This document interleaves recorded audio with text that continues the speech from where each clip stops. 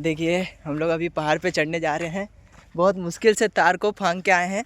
हाथ पैर में थोड़ा बहुत चोट लगा है। भैया भैया को हम तार के नीचे से निकाले हैं। अनबिलीवेबल। बहुत मज़ा आ रहा है। हम लोग का सांस भी फूलने लग रहा है, पानी भी प्यास लग रहा है। बट वो वाला पहाड़ पे चढ़ेंगे अभी हम लोग।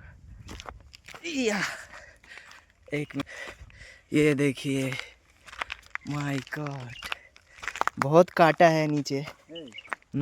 এইটা না ওই দিকেরটা কোনটা? এটাতে চলো।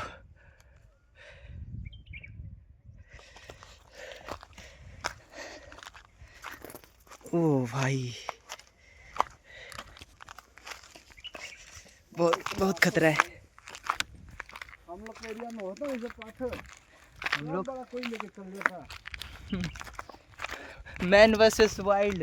गाइस हम लोग फंस चुके हैं यहाँ पे। हम लोग को रास्ता नहीं मिल रहा है। हम लोग यहाँ पे सरवाइव कर रहे हैं। देखिए, ओह सही लगते।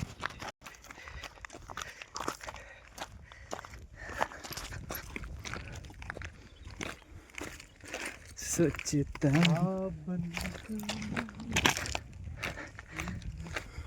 मंदिर तो सारा जीवन घोरा जाবে, এরকম অ্যাডভেঞ্চার করতে হয় বলো।